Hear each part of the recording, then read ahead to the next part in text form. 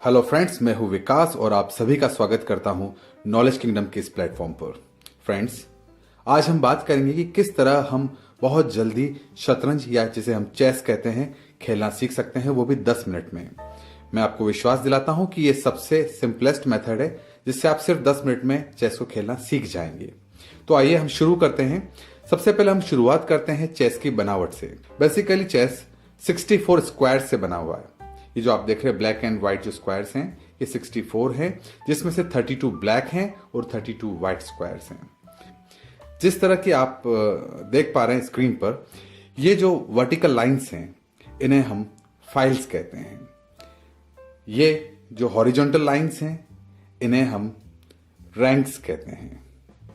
और ये जो तिरछी लाइन है, ये आप देख रहे हैं इस तरीके से, कोई भी मूवमेंट अगर चेस में इस तरीके से होता है तो इसे हम डायगोनल मूवमेंट कहते हैं। तो आइए अब हम मोहरों की लोकेशन को समझते हैं कि कौन सा मोहरा कहाँ है और कैसे इनको मूव किया जाता है। सबसे पहला मोहरा हमारे बीच जो है वो आप देख पा रहे हैं कि ये मैंने यहां से उठाया है। यह हमारा राजा है। राजा की लोकेशन इस बात पर निर्भर करती है कि इसका कलर कौन सा है। यदि ये ब्लैक कलर का राजा है तो हमेशा ये व्हाइट कलर के स्क्वायर पर रहेगा, और यदि यह व्हाइट है तो ब्लैक स्क्वायर पर रहेगा। क्योंकि अभी हमारा राजा ब्लैक है तो मैं इसे व्हाइट स्क्वायर पर रखता हूं। राजा को हम किंग कहते हैं। नेक्स्ट जो हमारे पास मोहरा है वह है हमारा वजीर, जिसे हम इंग्लिश में क्वीन भी कहते हैं। यह हमारा सबसे पावरफुल मोहरा है जो चेस में किसी भी दिशा में चल सकता है, जिसको हम अभी आगे देखेंगे। राजा के जस्ट पास में रहता है वजीर। नेक्स्ट हमारा जो मोहरा है वो मोहरा है हमारा ऊंट। ऊंट को हम बिशप भी कहते हैं। बिशप की लोकेशन हमेशा वजीर के इस तरफ और राजा के उस तरफ। चूंकि दो बिशप होते हैं, दो ऊंट होते हैं, तो आप पाएंगे कि इस तरीके से दोनों तरफ बिशप या ऊंट। अगला मोहरा जो हमारे पास है वह है घोड़ा। घोड़े को हम नाइट भी कहते हैं। नाइट दो होते हैं और हमेशा ऊंट के पास में होते हैं। दो घोड़े होते हैं और दोनों घोड़े ऊंट के पास में। इस तरीके से अब हमारे पास दो कॉर्नर खाली बचे हैं। कॉर्नर्स में हमारे पास होता है यह हाथी। हाथी को हम रूक भी कहते हैं। दोनों कॉर्नर्स पर एक एक रूक हम रखते हैं। तो एक बार हम फिर से समराइज कर लेते हैं। फर्स्ट जो लोकेशन है हमारे पास है राजा, फिर वजीर, दो ऊंट, दो घोड़े और अंत में दो हाथी। आगे की तरफ जो मोर्चा संभालते हैं वो है हमारे पॉन, ये जिन्हें हम प्यादे भी कहते हैं। ये सभी आगे की तरफ इस तरीके से इनको प्रोटेक्ट करते हुए एक एक करके ये सभी प्यादे आगे आते हैं। ये एक खिलाड़ी की पोजीशन है जो इस तरीके से यहां पर जमती है। ठीक उसी प्रकार आपके प्रतिद्वंदी जो खिलाड़ी है उनके भी हम मोहरे इसी प्रकार जमाएंगे, कुछ इस तरह।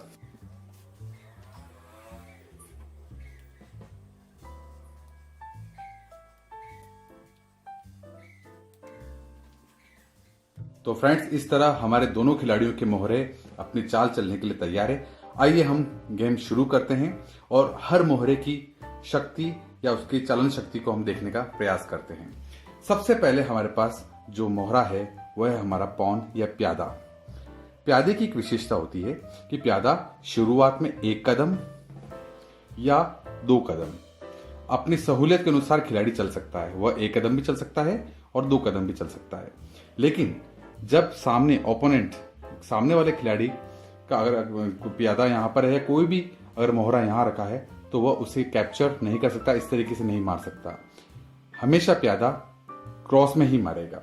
ये इस तरीके से इसे मार सकता है और इसे बाहर कर सकता है, लेकिन आमने सामने नहीं। प्यादा किसी भी बड़े मोहरे को मार सकता है, लेकिन शर्त यह रहेगी कि वो क्रॉस में मार सकता है। और यदि एक और नियम, प्यादा चलता हुआ यदि इस तरह आगे तक अंतिम जो रैंक तक पहुंच जाता है तो वह आगे चलकर कुछ भी बन सकता है। मीन्स वहां पे स्थित किसी भी मोहरे का स्थान ले सकता है। यह ऊंट भी बन सकता है, घोड़ा भी बन सकता है, और वो पुनः उसे जीवित कर सकता है। तो हमारा पूरा प्रयास ये होना चाहिए कि किसी भी तरीके से सामने वाले खिलाड़ी का मोहरा या जो प्यादा है वो यहां तक ना पहुंचे। हमारा अगला जो मोहरा है वह है हमारा हाथी, रूक। रूक की विशेषता होती है कि रूक सीधा भी चल सकता है और आड़ा भी चल सकता है, मीन्स वर्टिकली और हॉरिजॉन्टली। इस तरीके से रूक पूरा मूव कर सकता है।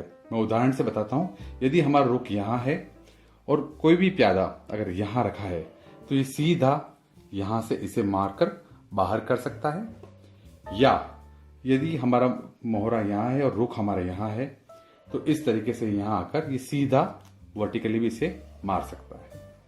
ये हुआ रुख का मूवमेंट हाथी का। हमारा अगला प्यादा है घोड़ा।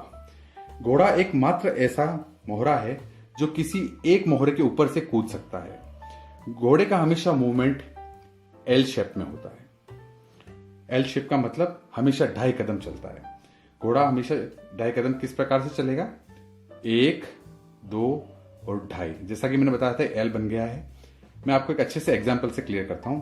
यदि सामने वाले प्रतिद्वंदी का मोहरा यहां इस तरीके से रखा है तो आप पाएंगे कि यह 1, 2 उसके बाद लेफ्ट या राइट एल बनाएगा।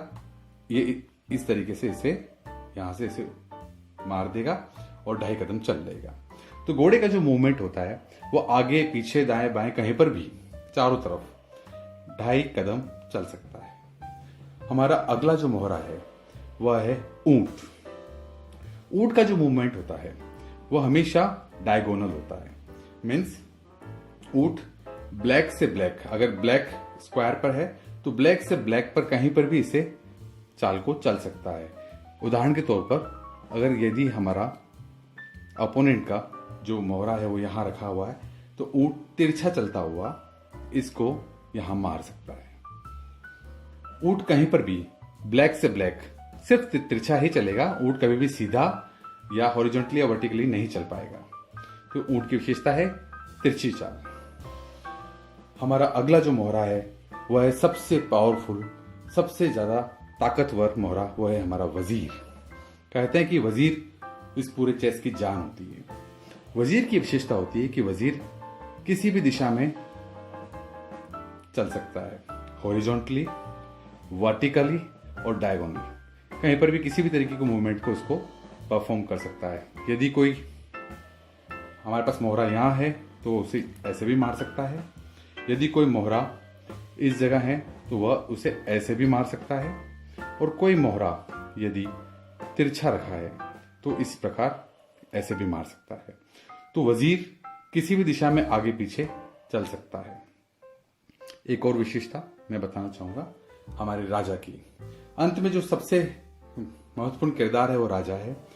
कहने को तो राजा है लेकिन इसकी एक लिमिटेशन है कि राजा सिर्फ 1 कदम चल सकता है, आगे पीछे दाएं बाएं कहीं पर भी, जहां जिस स्क्वायर में स्थित है उसके चारों तरफ ये सिर्फ 1 कदम ही चल सकता है। एक अंतिम महत्वपूर्ण बात, हमारा प्यादा सिर्फ आगे की दिशा में जा सकता है। किसी भी सूरत में प्यादा एक बार आगे बढ़ने के बाद वापस नहीं आ सकता। बाकी सारे पीछे जितने भी मोहरे हैं वो आगे पीछे कितनी भी बार आप मूव कर सकते हैं, लेकिन प्यादा सिर्फ आगे की दिशा में ही जाएगा। फ्रेंड्स, यदि ये वीडियो आपको पसंद आया है तो इसे लाइक करना ना भूलें, इस चैनल को सब्सक्राइब करना ना भूलें और साथ में आ रहे बेल आइकॉन को दबाना ना भूलें, ताकि आपको आगे भी इस चैनल के सारे वीडियोस और अपडेट्स मिलते रहें। Thank you so much. बहुत जल्दी हम अगले पार्ट के साथ होंगे। Thank you so much.